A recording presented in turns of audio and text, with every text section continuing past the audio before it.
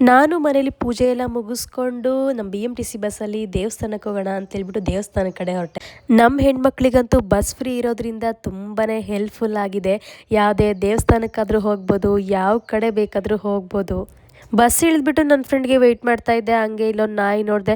ನಾಯಿ ಮಾತ್ರ ತುಂಬಾ ಗಲೀಜಾಗಿ ಹೋಗ್ಬಿಟ್ಟಿತ್ತು. ಸೊ ಹಂಗೆ ನೊಣಗಳೆಲ್ಲ ಹಾರಾಡ್ತಾ ಇತ್ತು. ನನಗೆ ಒಂದೇ ಯೋಚನೆ, ನಾಯಿ ಪಾಪ ಎಲ್ಲಿ ಊಟ ಮಾಡ್ತವೆ, ಯಾರು ಊಟ ಹಾಕ್ತಾರೆ, ಬೆಳಗ್ಗೆ ಮಧ್ಯಾಹ್ನ 3 ಹೊತ್ತು ಎಲ್ಲಿ ತಿಂತವೆ. ನಾವಂತೂ ಮನೇಲಿ ಮಾಡ್ಕೊಂಡು ತಿಂತೀವಿ, ಹಂಗೆ ನಾವು ಸಾಕಿರೋ ನಾಯಿಗೂ ತಿನ್ನಿಸ್ತೀವಿ.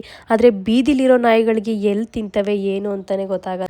ನಾನು ಬೆಂಗಳೂರಲ್ಲಿ ಮನೆ ಮಾಡಿಕೊಂಡು 5-6 ವರ್ಷ ಆಯಿತು. ಆವಾಗಿಂದನೂ ನಾನು ಯಾವ ದೇವಸ್ಥಾನಕ್ಕೆ ಹೋಗಿ ಹಣ್ಣು ಕಾಯಿ ಮಾಡಿಸಿರ್ಲಿಲ್ಲ. ಸೊ ನನ್ನ ಫ್ರೆಂಡು ಹೋಗೋಣ ಬಾ ಅಂತ ಕರೆದ್ರು. ಸರಿ ಆಯಿತು ಅಂತೇಳ್ಬಿಟ್ಟು ಫಸ್ಟ್ ಟೈಮ್ ಬಂದಿದ್ದೀನಿ ಅಂತೇಳ್ಬಿಟ್ಟು ಹಣ್ಣು ಕಾಯಿ ಮಾಡಿಸ್ದೆ. ಇಲ್ಲಿ ಪೂಜೆ ಸಾಮಾನು ತಗೊಂಡಾಗ ಕಾಯಿ ಮತ್ತು ನಿಂಬೆಹಣ್ಣು ಮತ್ತು ಮೊಸರು ಮತ್ತು ಉಪ್ಪು ಮತ್ತು ಮೆಣಸು ಕೊಡ್ತಾರೆ. ಇಲ್ಲಿ ಅಲ್ಲೆಲ್ಲ ಸುತ್ತಲೂ ಹಾಕ್ತಾ ಇದ್ದೀನಲ್ಲ, ಆ ಥರ ಎಲ್ಲರೂ ಹಾಕ್ತಾಯಿದ್ರು. ನಾನು ಈ ಥರ ಎಲ್ಲ ಹಾಕಿದ್ದು ಇದೇ ಫಸ್ಟ್ ಟೈಮ್ ಅಂತ ಹೇಳ್ಬೋದು. ಒಳಗಡೆ ದೇವ್ರದ್ದು ತುಂಬ ಚೆನ್ನಾಗಿ ದರ್ಶನ ಆಯಿತು. ಯಾಕಂದರೆ ಒಳಗಡೆ ಕ್ಲಿಪ್ಪಿಂಗ್ಸ್ ತೊಗೊಳಕ್ಕೆ ಬಿಡಲ್ಲ. ದರ್ಶನ ಎಲ್ಲ ಮುಗಿಸ್ಕೊಂಡು ಹೊರಗಡೆ ಬಂದ್ವಿ. ಇಲ್ಲಿ ದೇವ್ರನ್ನ ಹೊರಗಡೆ ಮೆರವಣಿಗೆಗೆ ಅಂತ ಕರ್ಕೊಂಡು ಹೋಗಿದ್ರಂತೆ. ಬಟ್ ಕರೆಕ್ಟಾಗಿ ಕ್ಲಿಪ್ಪಿಂಗ್ಸ್ ತೊಗೊಳಕ್ಕೆ ಆಗಲಿಲ್ಲ, ಅಡ್ಡ ನಿಂತ್ಕೊಂಡಿದ್ರು. ಹೂವು ಮತ್ತು ಬಳೆ ಎಲ್ಲ ಕೊಟ್ಟರು. ಈಸ್ಕೊಂಡು ಮತ್ತೆ ಇನ್ನೊಂದು ಟೆಂಪಲ್ಗೆ ಹೋಗೋಣ ಅಂತ ಬಸ್ಸಲ್ಲಿ ಹೊರಟ್ವಿ.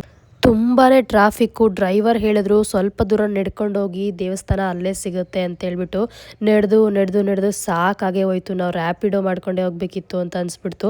ಅಂತೂ ಇಂತೂ ದೇವಸ್ಥಾನ ಕಾಣಿಸ್ತು. ನನಗೆ ಒಳಗಡೆ ಹೋಗಿದ ತಕ್ಷಣ ದೇವಸ್ಥಾನ ನೋಡಿ ತುಂಬಾ ಖುಷಿ ಆಯಿತು. ತುಂಬಾ ಪೀಸ್ ಆಗಿತ್ತು ದೇವಸ್ಥಾನದ ಒಳಗಡೆ ಮಾತ್ರ.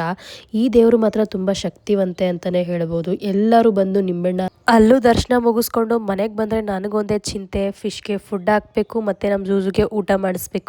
ಝೂಝುಗೆ ಊಟ ಮಾಡಿಸಿ ದೇವಸ್ಥಾನದಲ್ಲಿ ಹಣ್ಣು ಕಾಯಿ ಮಾಡಿಸಿದ್ದೆಲ್ಲ ಮನೆಗೆ ತೊಗೊಂಬಂದೆ. ದೇವ್ರ ಮುಂದೆನೇ ಇಟ್ಟೆ. ಬೇವಿನ ಸೊಪ್ಪು ಮತ್ತು ಕಾಯಿ ಎಲ್ಲನೂ ಇತ್ತು, ಹೂವು ಎಲ್ಲನೂ. ಅದನ್ನೆಲ್ಲ ದೇವ್ರ ಮುಂದೆನೇ ಇಟ್ಬಿಟ್ಟು ನಾನು ಊಟ ಮಾಡಿಕೊಂಡೆ. ನೈಟ್ ಟೈಮು ಹಾಲು ಮತ್ತು ಮೊನ್ನೆ ಮಾಡಿದ್ದು ಸೀಕರಣೆ ಇತ್ತು, ಅದನ್ನು ಕುಡ್ಕೊಂಡೆ. ದೇವಸ್ಥಾನದಲ್ಲಿ ನೀರು ಕುಡಿದಿರೋದು ಫುಲ್ಲು ನನಗೆ ಎಫೆಕ್ಟ್ ಆಗಿಬಿಟ್ಟಿದೆ. ಫುಲ್ಲು ಕೋಲ್ಡ್ ಆಗಿಬಿಟ್ಟಿತ್ತು. ಮೆಂತೋ ಪ್ಲಸ್ಸು ಟ್ಯಾಬ್ಲೆಟ್ಸ್ ತೊಗೊಂಡು ಮಲ್ಕೊಂಡೆ.